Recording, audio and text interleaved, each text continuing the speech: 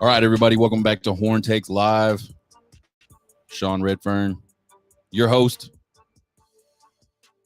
It's Longhorn Friday Eve, and Big 12 play kicks off this weekend, and the hate is real, folks. The Hateful Eight have been all upset at Texas and Oklahoma all offseason. It's been a bloodbath on Twitter, probably a bloodbath on all the social medias with the Hateful Eight just jabbing at Texas, jabbing at Oklahoma. Dave Aranda said in a press conference earlier this week that he's had boosters, he's had fans, he's had students come up to him and say, if you just win any game this year, just make it be that Texas game. Baylor sold the most student tickets they've ever sold in the history of Baylor football for this game. The Big 12 has 8 more chances to beat Texas. Really 5, if you exclude Houston and BYU, which I do, because they're not part of the Hateful Eight. And then obviously Oklahoma, who will be leaving with Texas to join the SEC next year. Check us out on Twitter, TikTok, and YouTube at Horn Takes. Folks, we have a little over 100 subscribers on Twitter. Shooting for 200. Let's get us to 200.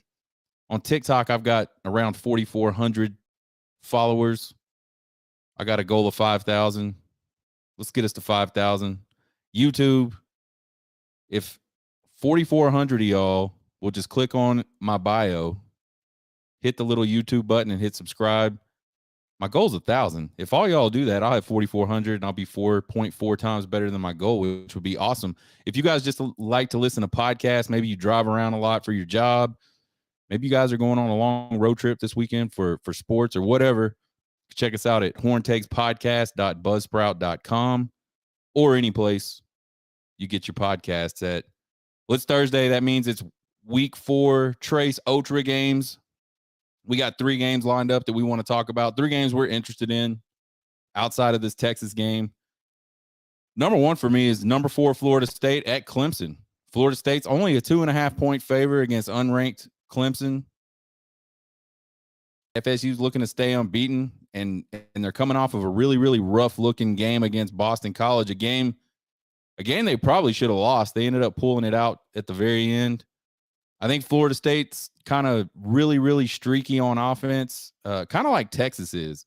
Can go cold for times, and then all of a sudden can get hot. And when they get hot, they get really, really hot. I think their defense is okay against the run, but it struggles against the pass. Florida State hasn't beaten Clemson since 2014, folks, so there's got to be blood in the water for Florida State.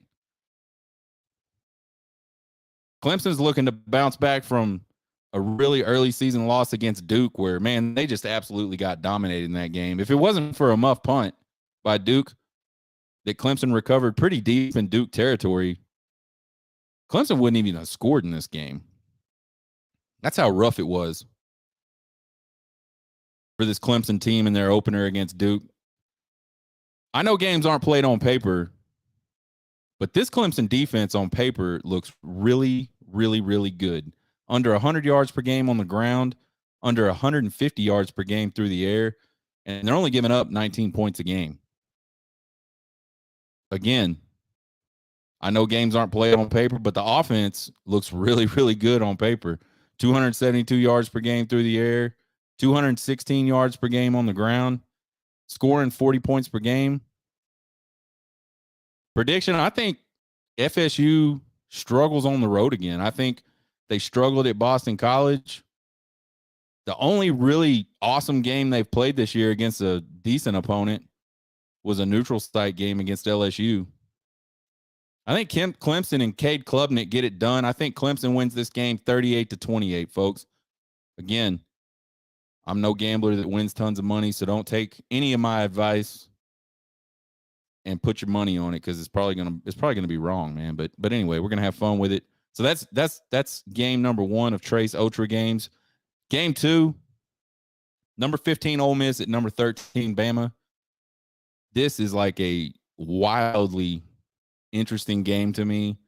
Bama, despite their struggles last week and sort of their bizarre quarterback controversy that they had for a week, is still a 7-point favorite in this game. Again, we talked about it on Tuesday, man. There's got to be blood in the water in the SEC. These SEC coaches have got to be circling Alabama and going, man, this is the most vulnerable Alabama has looked since Nick Saban's first year, I'd say. His second year at Alabama, I believe, they went 12-2, and they won the SEC. I believe. Maybe they went 12-2 and they played in the SEC championship game, or maybe I'm just completely wrong. But I feel like they were 12-2 that season. First season was rough. Pretty good second season, and then bam, national champions. So I think this is the most vulnerable Nick Saban and Alabama have looked in almost a decade. Got the loss to Texas at home. You got the QB controversy. You got Nick Saban, who to me just isn't behaving like Nick Saban. You know, the Nick Saban, the wildly, ridiculously confident and cocky, not cocky, but just demanding Nick Saban. He just doesn't seem like that same guy to me. I think it's interesting to me. I wonder how this Bama team's going to respond with Melrose back at the helm. I mean, I think there's a whole lot of buzz last week after that game against South Florida. You had some of these, you know, national guys. You had Josh Pate talking about, you know, he thinks that the Alabama team kind of took a break on this game, this South Florida game. He thinks they didn't agree with the decision to bench Jalen Milroe, and they kind of showed that out on the field. I don't know about anything like that. I definitely do know, having been in programs where I wasn't confident in certain personnel decisions, that it can affect your play. So it'll be interesting to see if Milroe really has the confidence of the team and what that might do for this team as they go out, try to take on a pretty tough Ole Miss team at home. I think another question for me in this game, something that I'm really interested in, something that has baffled me since the Texas game, is this Reese guy that's the offensive coordinator there at Alabama. Is he going to do anything to sort of scheme around the fact that Milroe is probably one of the fastest guys on the field, a very instinctive runner, can definitely kill people with his legs? I mean, I think if they're going to be stubborn and they're not going to utilize Milroe to his full potential in the ground game, I think they're going to struggle with teams all season long. I mean, that's a weapon. That's like having to defend two guys with one. Ole Miss comes in averaging 52 points a game, 349 yards passing per game, 177 yards per game on the ground. Ole Miss defense has only given up 16 points per game, 226 yards through the air, 123 yards per game on the ground. You look at Ole Miss, though, and their wins are against Mercer, Tulane, and Georgia Tech. And I know Tulane had a really good season last year. I don't know what they're doing this year to this point. But Mercer and Georgia Tech, for sure, just not very good football teams. So we talked about it on Tuesday's show, and we talked about it on our live last night on TikTok. We do one every Wednesday night. Fixing to start doing one on Sunday mornings as well. It's kind of like a reaction Sunday live on TikTok. But we were talking about how it's kind of too early to tell, you know, who the best teams are at this point, because really most teams haven't really played anybody. And now you're getting into conference play, and probably over the course of the next couple, 2 or 3 weeks, start to really get a better picture about where these teams truly are relative to the other teams in the country. Ole Miss has 10 sacks already this season, and Bama's been really, really bad at protecting their quarterbacks. I think the biggest surprise probably for this Bama team, and it's a negative surprise. None of these Bama fans wanted to get this surprise, but I feel like their offensive line is just not nearly as good as everybody thought. I mean, heck, I thought they'd be really good. Caden Proctor has kind of been just okay. I mean, he's a huge dude. He's physically imposing. But, man, a lot of people have just run right past him. Prediction. This is a tough one for me because I talked a couple shows ago, and actually it was the show Friday night right before the Alabama game. We were on the road. We were in Mississippi. Just got to the hotel. I scrambled to get everything set up and do a live show real quick before we went out. And I talked about how there was two sides to my fandom. There's my heart side, and then there's my logical side. And I'm kind of torn on this one in kind of the same way. I feel like my heart's telling me it's Nick Saban, and Nick Saban, you just don't pick against Nick Saban. You don't doubt Nick Saban. And then there's my logical side that's thinking, man, you've even been talking about it since late last year. Are we starting to see Nick Saban lose his edge? Are we starting to see what you see with all highly successful organizations that are continue to be led by the same person for multiple years? You know, once you start getting up past a decade or so, it's really hard to maintain that level of success. And are we starting to see that taking place there at Alabama? But I'll tell you what, folks, I still think the old man has it. Bama still, despite their struggles this season, has one of the most talented rosters in college football.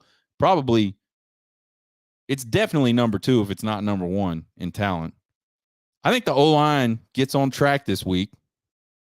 I think with the addition of Milroe back into the lineup, I think he makes some plays with his feet. I think Bama wins this game 35-24 in Tuscaloosa in front of those upset Alabama fans, and proves they're still a force to be reckoned with in the SEC. So my prediction, again, 35-24 Bama over Ole Miss. Trace Otra game number 3. Number 6, Ohio State at number 9, Notre Dame. Ohio State's a 3-point favorite in this game. It's a battle of undefeateds, but it's also a battle of untesteds. I don't really feel like any of these teams, either one of these teams, have played anybody at all. But it's a big opportunity for both of these teams to get sort of an early season signature type win. Ohio State's defense is tough. 6 points a game, 83 yards per game on the ground, 140 yards passing. They're scoring 40 points per game on offense. They 156 yards per game on the ground, 318 yards per game through the air. Indy also has a really tough defense. The Irish are only giving up 11 points per game, 107 yards per game on the ground, and 106 yards per game through the air. Part of that had to be they played Navy the first game. Irish are scoring 46 points per game on offense, 204 yards per game through the air, on the ground, 304 yards per game through the air. And something's got to give, right? Both these offenses are kicking ass. Both these defenses are kicking ass. They both can't kick ass. I think prediction time, a lot of people are high on Notre Dame. A lot of people are really, really high on Notre Dame. I'm not one of them. We see this all the time with Notre Dame. I mean, Notre Dame over the last decade, to me, has been a slightly better version of Texas over the last decade. I don't think they have the roster that Ohio State does. I think Notre Dame has played a who's who of nobodies, absolute nobodies through 4 weeks. I think Ohio State's going to go into South Bend. I think they're going to get it done 27-20. There's our Trace Otra game rundown and predictions for week 4. Now on to week 4 opponent for those Texas Longhorns, the Baylor Bears. Number 3, Texas travels 45 minutes to an hour up I-35 to take on Baylor. Longtime rivals. Texas is a 14.5-point favorite in this game. Texas leads this series 80 wins to 28 losses and 4 ties. So really dominating this series, Texas is. Honestly, most series Texas has, they dominate the series. Texas is looking to go 4-0 for the first time since 2012. We talked about that on Tuesday, how that's exciting, yet it's also kind of sad. 4-0 at Texas used to be like if you were a Texas fan, you could almost just go to sleep for the first 4 weeks of the season and wake up and you were 4-0 every single season. Baylor's looking to get to 500 and beat the Longhorns on the way out, which every Big 12 team will be looking to beat the Longhorns on the way out. They'll be without their starting quarterback, supposedly Blake Shapen. Blake Shapen was injured in the Texas State game, the first game of the season, MCL sprain. Sawyer Robertson's been the guy for Baylor ever since. Speaking of injuries and players being back or not being back, Cedric Baxter will be available for Texas. Steve Sarkisian said he's had the best practice he's had in 2 weeks since his injury at Alabama, so he will be back for this game. Cole Hudson, Chris Ross, who were both injured last week against Wyoming, out 3 to 4 weeks. Cole Hudson with a knee injury, MCL, again, probably like a sprain. And then Chris Ross, I think, Steve Sarkisian doesn't really release a lot of information on players' injuries, but I think what happened to Chris Ross was his arm got tangled up in a tackle, and he might have sprained his elbow or something. I mean, I can't imagine any elbow injury other than a sprain that you're only out 3 to 4 weeks. So hopefully both of those young guys will get back on track. They'll take their treatment seriously, and hopefully those guys can get back by Oklahoma.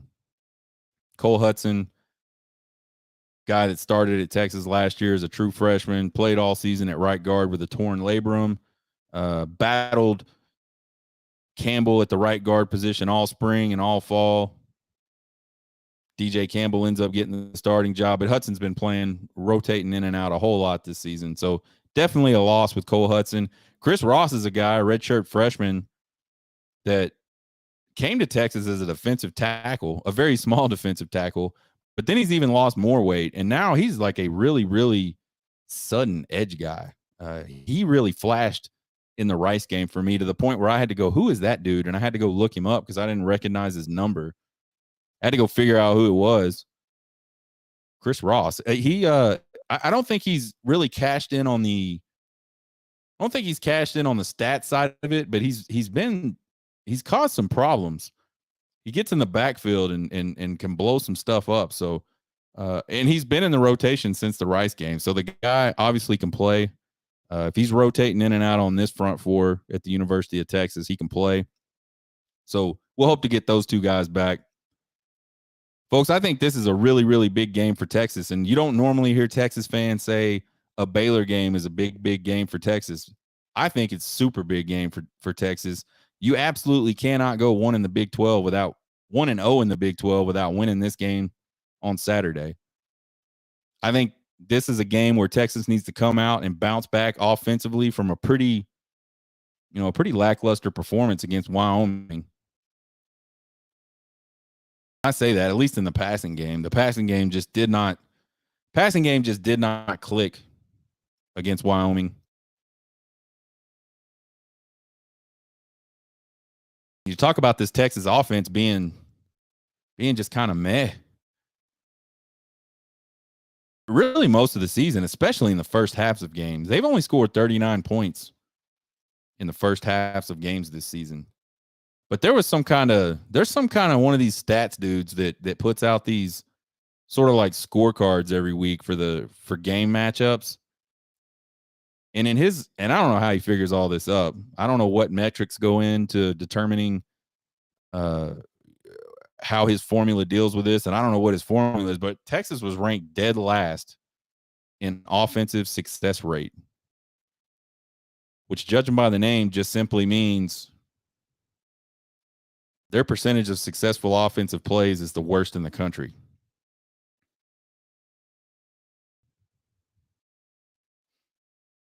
So you look at the stats between these two teams, and we do this every week and just try to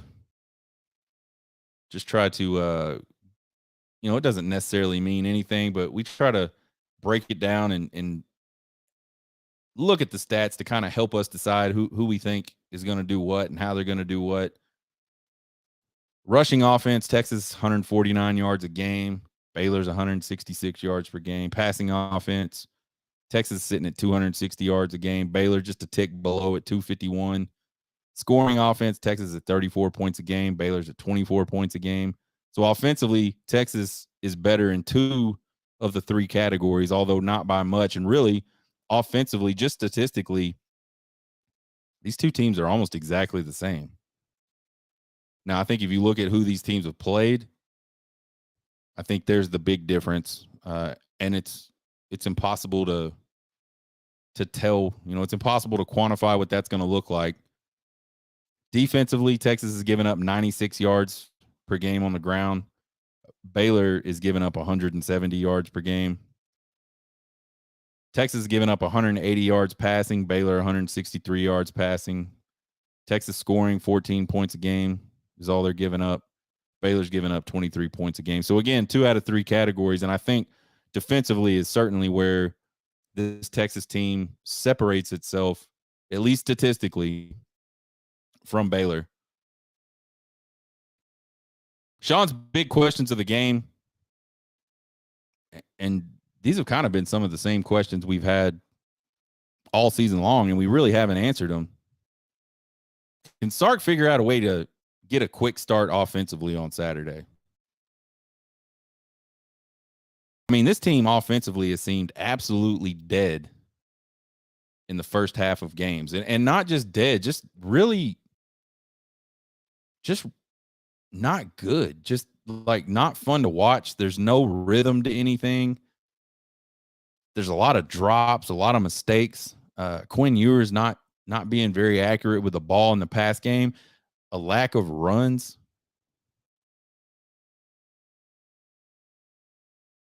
I mean, you look at 2021 and 2022 seasons, this team would come out like gangbusters and score just crazy amounts of points in the first half.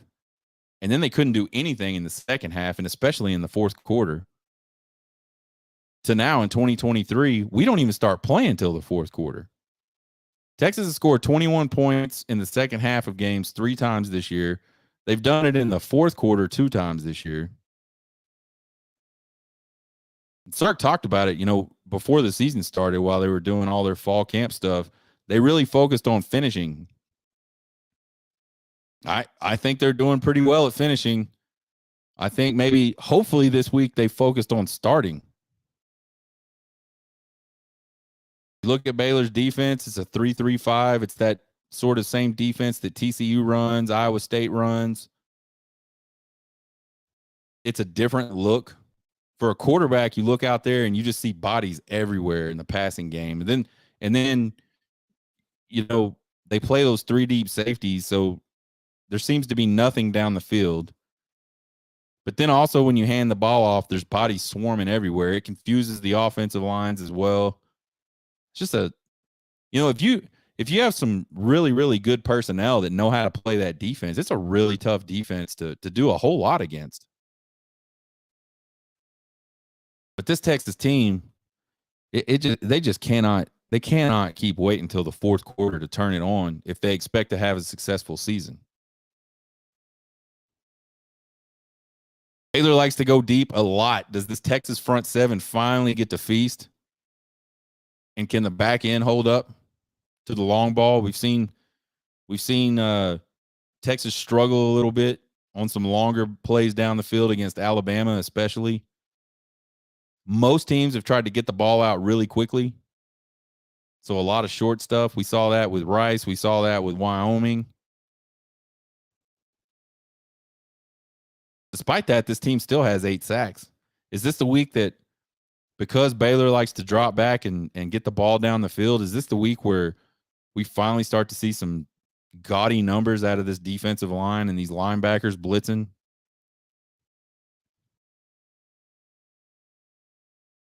What comes first on Saturday night? It's going to be the run or the pass. We've watched this Texas team come out and just really not run the ball. I think the first 5 plays of the Wyoming game were all passes, and that was across 2 different drives.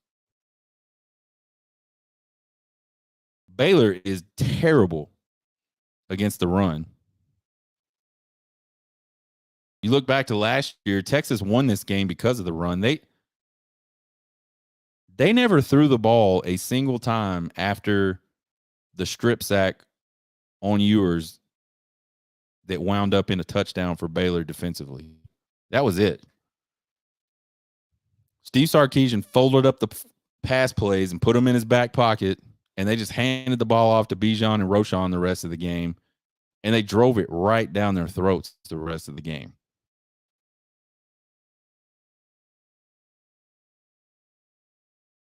I have one critique of Steve Sarkisian. It's that he just will not run the football. And if I had to bet on my question, it'll be the latter. The pass will be what we see first against Baylor. Just please, for the love of God, just run the ball. Like, get some momentum early in a game.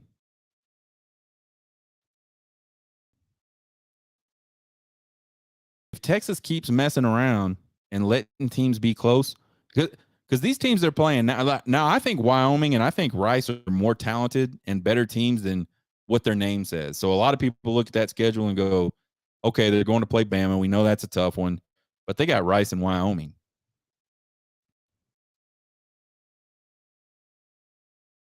Rice and Wyoming so far, their only losses are to Texas.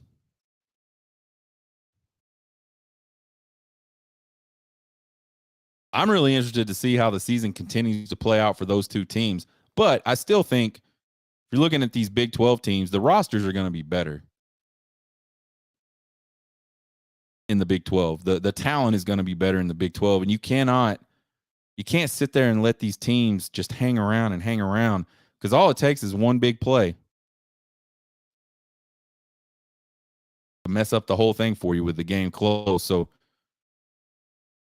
I really wish we would come out against Baylor, establish the run, get some points early, let them know that, like, we're physically about to beat your brains in all night long. And then once you get comfortable and everybody's settled in, especially Quinn Ewers, because I think this is where Quinn Ewers struggles. It takes him so long to get settled in. And it can be really, really ugly while he's trying to settle in.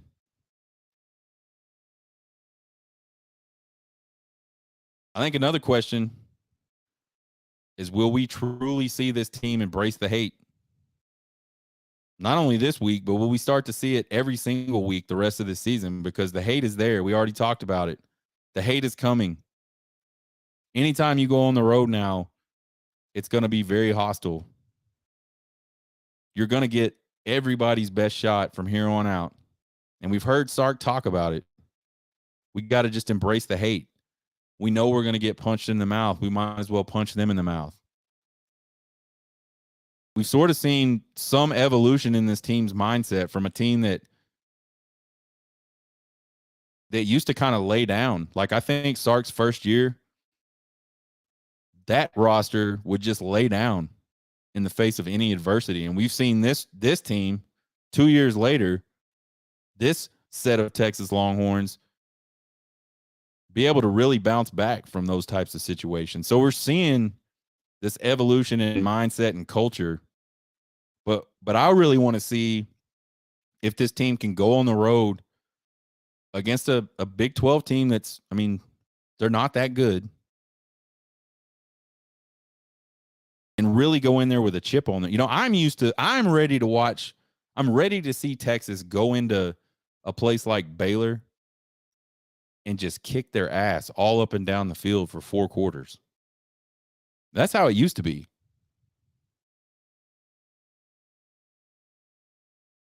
Texas used to absolutely just wipe the floor of Floyd Casey Stadium with Baylor.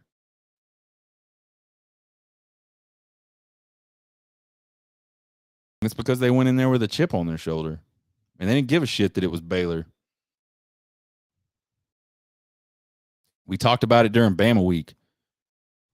Can Texas go in there and be the storm? And I think the defense absolutely went into Tuscaloosa, and they were the storm early in that game. I need to see some storm out of this offense. I need to see the Texas Longhorns be the storm on all 3 phases for 4 quarters of a game. And I don't even care who it's against. Just prove to me that you can go do that. Prediction time. I kind of expect Texas to go start slow in this game again. I mean, we've been hearing it all week. We've been hearing it all season. This week they're really prepared. They're really focused. And then they go out there and they just kind of lay an egg in the first half offensively. Obviously, the Baylor crowd and the Baylor team is going to be fired up in this one. I think it's going to be a crazy environment. I have not ever been to this new stadium, but it seems a lot more conducive to like crazy environment. And I think it's bigger than Floyd Casey Stadium was. And it's certainly put together in a manner that it's going to be louder than Floyd Casey Stadium. I mean, Floyd Casey Stadium was like a glorified high school stadium, just to be honest. I think Dave Aranda is going to absolutely throw the kitchen sink at Texas this weekend. I think he knows he ain't winning the Big 12. I think he thinks, and he's probably right, that his job might depend on the outcome of this game. I think Dave Aranda could have a shit season, but figure out a way to win this game, and he's safe for another year. I think if he has a shit season and he doesn't figure out a way to win this game, you might see Aranda get on the hot seat. All that being said, slow start, crazy environment there in Waco. All the stuff Dave Aranda is going to throw at Texas. I think when the clock hits 0, Texas is going to be winning this football game. I think Texas wins this football game 38-17.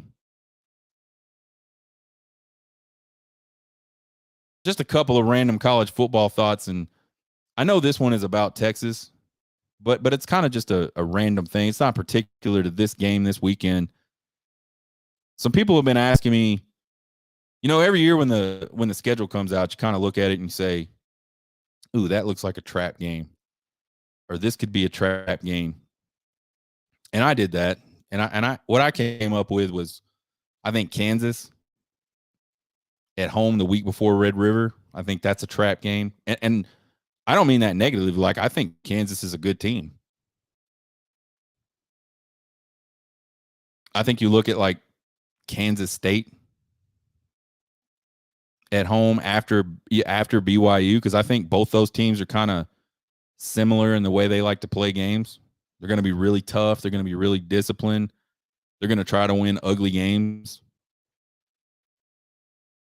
I think it's probably hard for most collegiate teams to go out and win 2 ugly games in a row.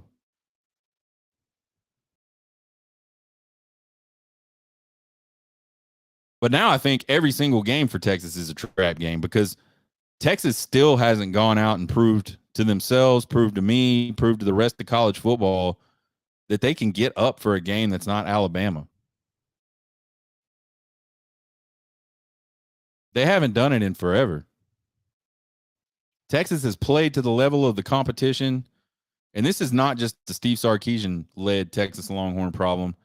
This has gone all the way back to Chuck Strong, Tom Herman. Same deal. You make the game big and crazy and put a bunch of numbers next to the teams they're playing, or they'll play their ass off. But you play a game like this where there's really not any fanfare, Baylor's not an impressive team in any way. It's just Baylor. I think Texas is going to play down, and I think they're going to do that the rest of this season. I hope a switch flips on for them, and I hope Sark can like pull that lever, whatever that lever is that gets them out of that funk. But the truth of the matter is, this team likes the spotlight, but it doesn't like to do the work on a regular week. They got another opportunity to go prove that wrong this weekend as they head to Waco. We talk a lot about Coach Prime because Coach Prime's a big story. It has been since, he took that job at Colorado last year. We've praised Coach Prime. We've praised the Colorado program. We've also had some doubts about Coach Prime. We've had doubts about the Colorado program. I think this one's a fairly neutral topic. A lot of times when I have a little doubt about Colorado, I get beat up on the internet about it. But I don't know if this one's negative. We'll see. We'll see how this one goes. So we've been seeing all earlier this week about the hit, all these fake Colorado fans losing their minds, wanting people to lose scholarships, wanting people to be suspended as long as Travis Hunter is hurt, doxing people, thinking it's cool to threaten death on him and his family. We've seen all that shit earlier this week. We saw media people just completely blow this late hit out of proportion. I have never seen in my life a late hit covered by the media as much as we have seen this late hit covered by the media. Just absolutely absurd. So there is 100% this media hype machine for Colorado right now, and a lot of that's just the way Prime is, and he just attracts that sort of attention. I'm not even saying that's bad. It's annoying as fuck, but I'm not saying that it's necessarily a bad thing. It's not an evil thing.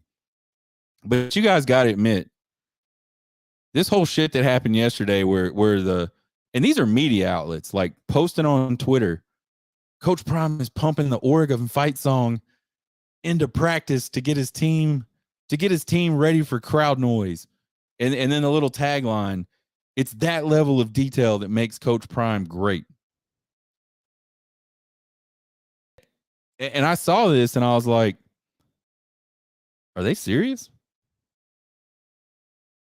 And so apparently we've reached the stage in Coach Prime cult history where Coach Prime has now invented everything.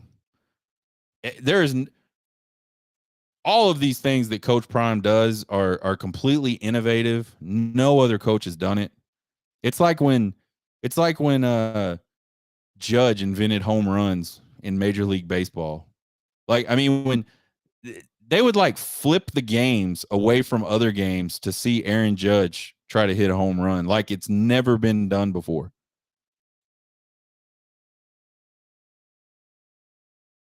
There was a bottom line for Tim Tebow on ESPN for 8 weeks straight.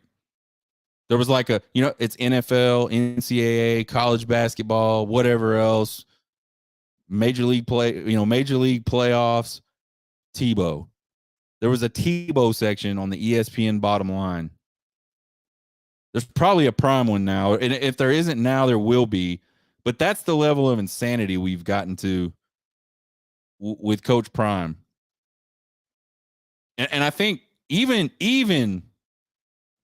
the staunchest of Deion cultists, these guys that think he does no wrong and think that if you say anything that isn't 100% positive about him, that you're a hater, worse other stuff as well.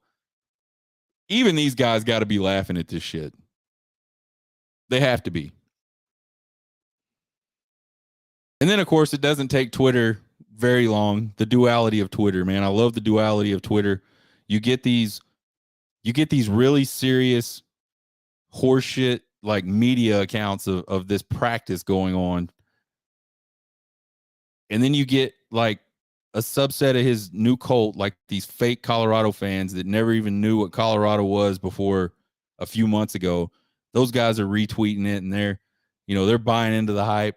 And then all of a sudden you start getting all these, satire posts coming out about, I've seen so many today. It's unbelievable. Deion makes his team watch film before games. It's that level of detail that makes Coach Prime great. Anything you can think of that every other single coach on the planet has done and does do every single week. Like, folks, I don't know if you know this or not. Hopefully, if you're listening to this show, you do. Coach Prime is not the first coach that's pumped loud music or fan noise over speakers at practice to get his team used to loud noise. He's not.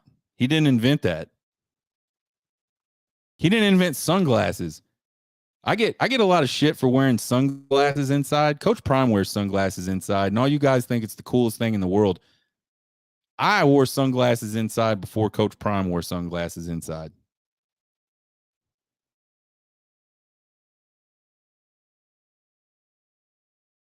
I'm Deion'd out, y'all. Man. The thing is, like, I don't have anything against Deion.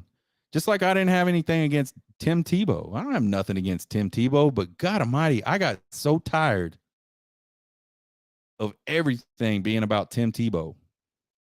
Just like I'm getting real tired of everything. All coverage now, all media tweets. I mean, this dude, RJ Young, I think he used to actually talk about other college football teams. All he tweets about now is Deion Sanders in Colorado.